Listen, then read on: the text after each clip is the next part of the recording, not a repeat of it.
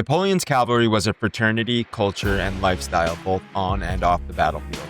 This brotherhood of men shared close bonds, traditions, ways of life, and mentalities, whether they were on campaign or at home. Cavalrymen lived in close-knit, regimental communities. Squadrons ate together, drilled together, and shared the same routes. A trooper might ride into battle knowing the man on either side of him had been beside him on the march for years. This closeness bred fierce loyalty, not just to Napoleon or France, but to one's regiment and immediate comrades. Captain Jean Roche-Quanet of the Guard recalled, "We share everything, bread, wine, and hardships alike. In the cavalry, a man could not live for himself alone. He lived with and for his comrades." Marbeau, another famous memoirist, remembered how, even in hunger, there was not a man among us who, after cutting a piece of meat, did not at once offer half to the comrade at his side. Our fraternity was stronger than hunger. This bond carried into battle. One Polish lancer wrote after Somosierra, "The past was won not by sabers, but by the hearts of comrades who would not let each other fall." Another veteran put it more simply. A man could die alone in the infantry. In the cavalry, he was never alone. Every regiment had its own colors, music, and traditions.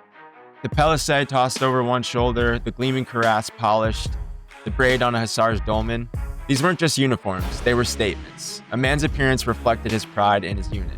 Hussars in particular became notorious for their dashing style and flamboyant dress, cultivating an image of fearless gallantry.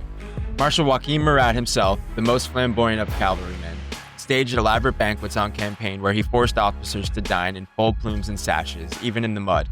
It was completely absurd, but it gave the men pride and reinforced the image that cavalry lived not only for war, but for style. Many cavalrymen even carried keepsakes given by their comrades. A plume, a spur, or a scrap, or a braid.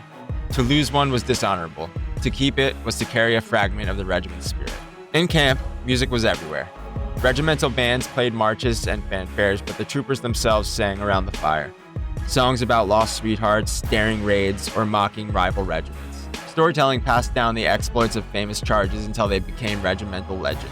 For infantry regiments, successful maneuvers and victorious engagements were often witnessed by many, occurring in the densely packed heart of great battles.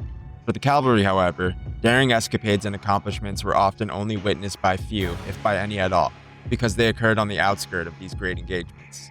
The honorable actions of these men became legends through word of mouth, which gradually evolved from tales and stories told around a fire into patriotic anthems chanted by entire regiments on the march. Baron de Ségur recalled in the Russian campaign, "Around the fire at night, our laughter drowned the howling of wolves. We were freezing and starving, but so long as one bottle passed from hand to hand, we were rich."